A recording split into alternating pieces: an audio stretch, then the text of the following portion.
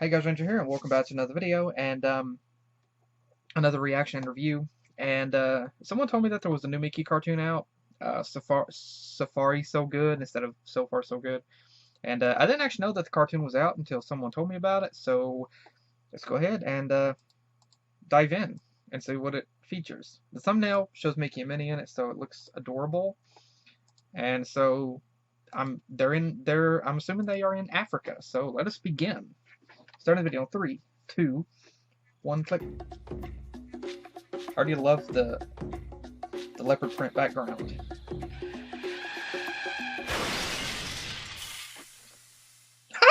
we won't make it home anytime soon. Minnie. Oh my gosh, you have to see this. Get ready for something majestic.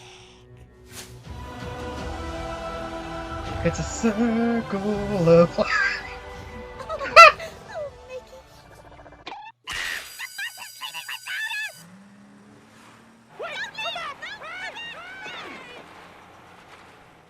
Oh, Mickey, what do we do? It's just us out here with the wild animals. Exactly. You're both nice. We can walk back to Arusha through the untamed wild. Just think of all the majestic things we'll see.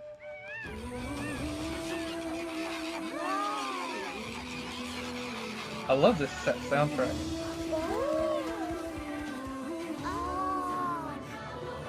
See what I mean?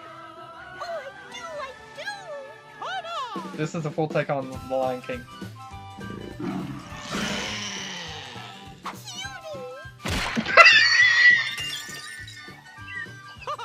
You might want to think about flossing.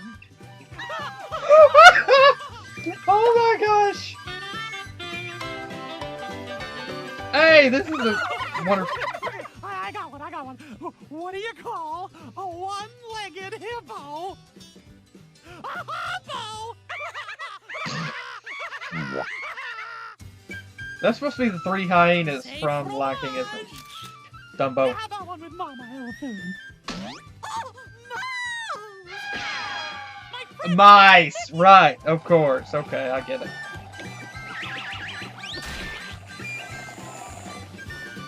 Okay, no more distractions. We're off to Arusha.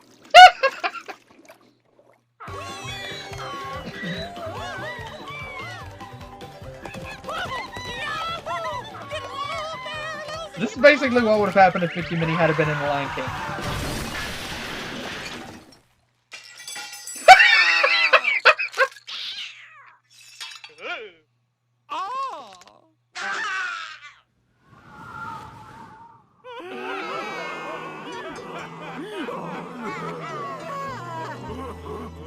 Oh, that's not good.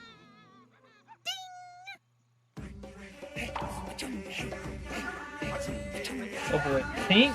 Oh no. Oh no. Oh, they're speechless. 'Cause they love it. There you guys are. We've been looking everywhere for you. Hop on board.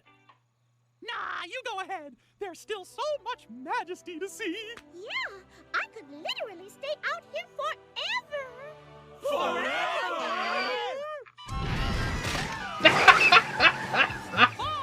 We'll take care of the wild for you. See you back in town. Millie. Cute. That's adorable. Oh, meerkats. Okay, this was adorable and hilarious. Oh, this was cute. This is definitely adorable. And there's there's a lot of stuff here to talk about. Yeah, I can easily see Mickey and Minnie trying to help protect the wild. I can see that. Shoot, hang on. Okay, tiny rant right here, not pertaining to the Disney cartoon, but I hate how that whenever I check out a Disney cartoon, how there's all kinds of other bull crap over here on the side that I don't give a crap about. Little bitty kids playing dress up, little bitty kids play sets, talking Tom crap. I don't give a flying fig Newton about any of this. Yeah, I love this cartoon. it's an interesting thing. First off, Mickey and Minnie are in Africa this time around, and several of the cartoons have already had the characters in different locations, such as Japan, Russia, and so it's always and Brazil. So it's always a treat to see these shorts where the characters are in other locations.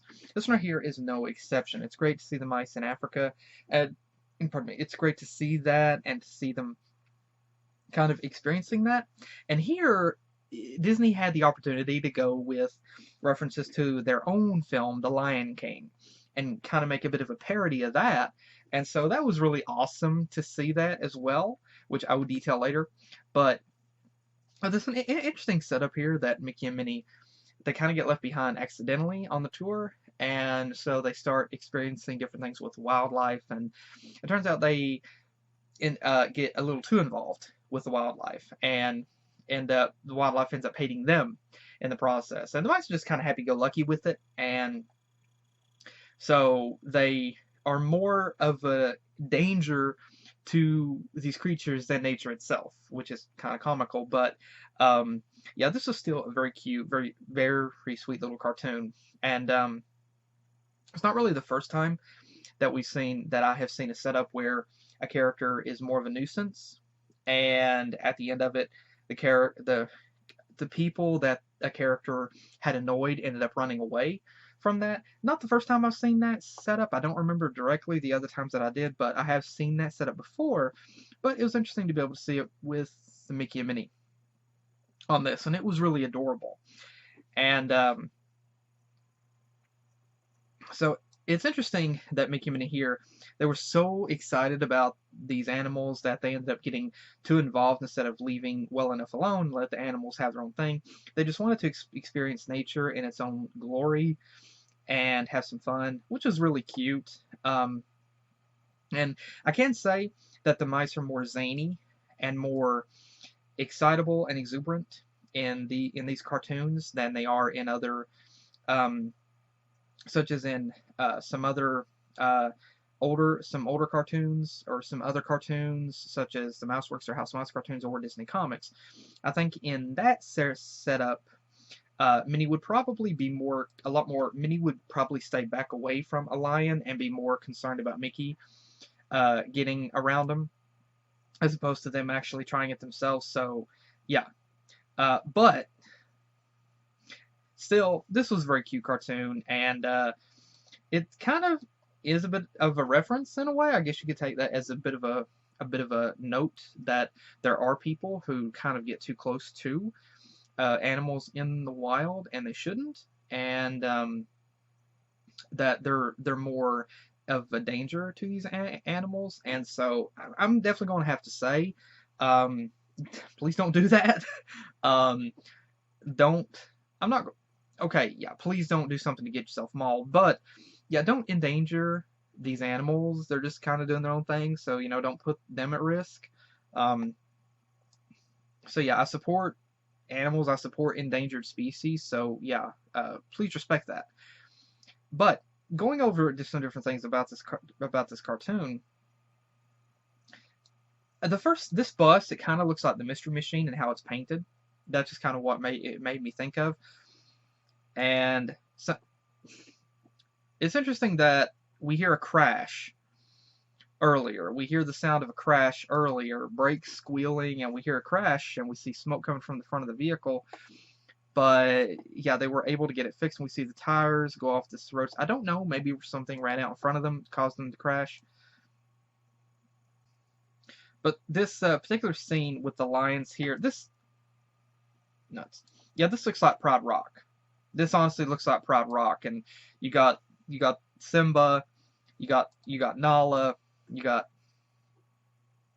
maybe Kiara, possibly. And these little lions here, they do look cute in their design with little cat mouths and such. They do look cute. But again, I love the extreme change in animation, in expression, how they go from just calm and relaxed to suddenly, boom, they're scared out of their freaking skulls. As then, as the mice began to experience Africa, and Mickey makes a mention about Arusha.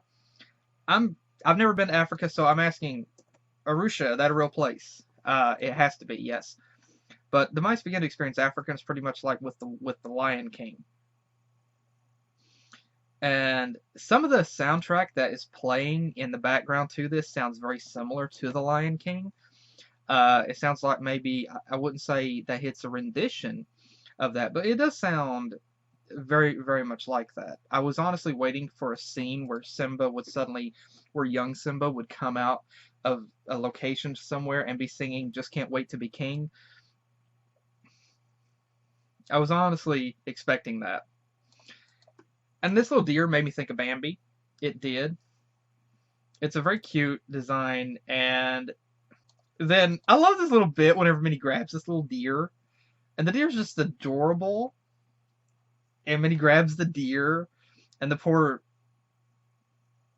this poor cat gets his teeth knocked out completely. Like, yeah. And then he has this expression on his face to Mickey, like, really, bro? Really?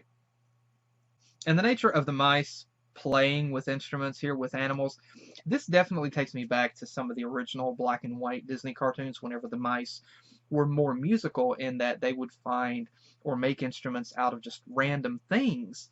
And they could make instruments out of a washboard, out of a clothesline, out of just pots and pans. They could make musical instruments out of anything. And so here they're playing, Mickey's playing a piano on a hippopotamus teeth, and Minnie's playing a horn. And so yeah, it takes me back to that. And these three hyenas, it made me think of Ed.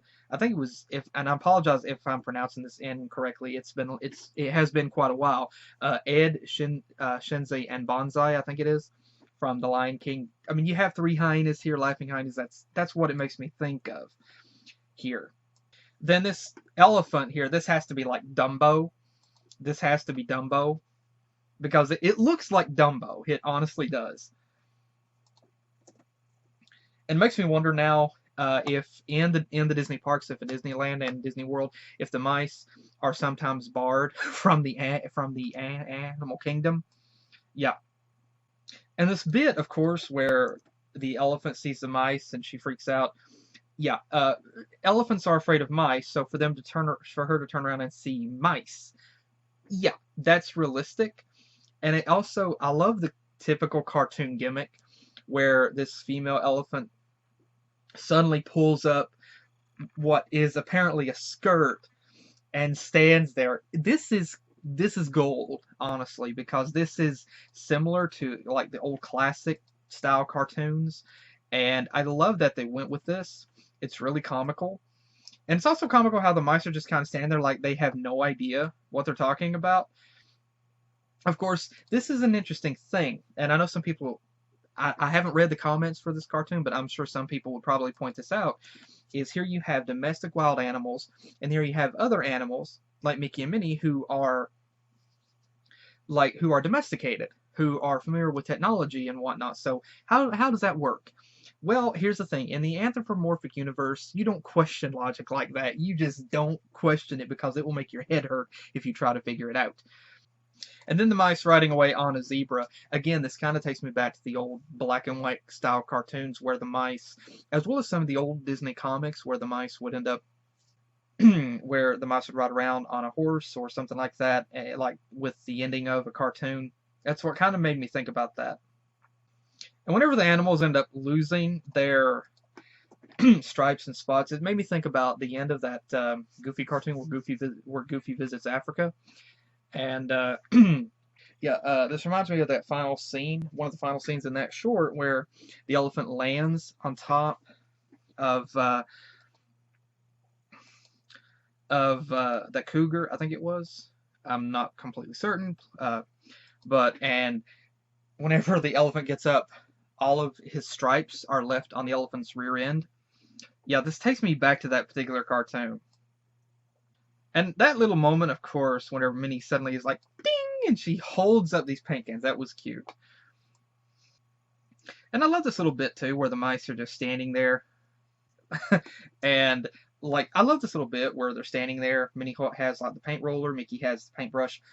This makes me think of a cute little setup. Like I can imagine the mice working together with home improvement. Like imagining the mice being married and like remodeling a room in like their bedroom or something, and them doing this, like working together. That's a cute little idea. And the moment that the animals, of course, find out that the mice are not going back to Arusha, they're like, freak that, man! And they get on the bus. They run, get on the bus, and manage to squeeze into the bus, and then they just take off to get away from the mice, which is comical. But I still love this little bit at the end where the mice, where it's like, it's the sun is setting in Africa, and they just skip towards the sunset together. Just briefly, this is very cute. And then suddenly they notice meerkats. It's at times like this I wonder, it's at times like this in these cartoons you have to wonder if the mice have ADD. But this is really cute.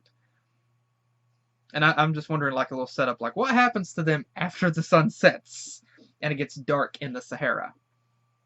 Or in the savannah. And Mickey probably just whip out his Keyblade, Minnie her ring, and boom, Heartless be gone. But yeah, I love this little cartoon, and it is interesting because here you have all these animals that were just enjoying doing their own natural thing, and here you have a couple of characters that ends up interfering with their normal habitat, that ends up kind of endangering them. I mean, the mice were intentional, and this is one of those setups where what the mice were doing was unintentional. They did not intend to. There we go. They did not intend to do harm, but it was their antics. They ended up doing so, and it's kind of similar because there have been similar setups. I know in Disney comics before and other TV shows and movies, not Disney. Pardon me, not Disney alone, but where someone else was going about their own business, doing their own thing, and then someone else comes along and has their own ideas for what they're going to do, and it ends up interfering with what the other person is doing, and so it kind of breaks that chain. I mean, it's a break in that traditional style, and but it was still a cute cartoon, and I think it kind of, I know it's supposed to be comical, of course, but there is a bit of a realistic nature that you can take from this cartoon, and that there are people, there are two sides in regard to that. There are people that can accidentally endanger or do harm to wild creatures, to wild animals, simply by stepping into their territory or jeopardizing their territory. Some people may do it accidentally without thinking. Others can do harm to it, of course, by doing stupid things like throwing down trash because they just don't care, and they're messing up that habitat. And truth be told, you wouldn't like it if someone walked into your yard and into your front yard or backyard and just started throwing trash around. Like, you get mad. And so I think, if you're going to get mad at your neighbor, the way I look at it, if you would get mad at your neighbors for throwing trash in your yard, then don't throw trash in random critters' habitats. Or if you're going to do that, then let people junk up your yard. Just don't get mad at them, because an eye for an eye. And that's what I personally believe. And then of course you have those poachers that hunt animals just for the sport of it. I don't believe in that personally. I say, if you're going to hunt helpless animals for sport, just for fun of it, then other people should be allowed to hunt you, human or not. I don't care.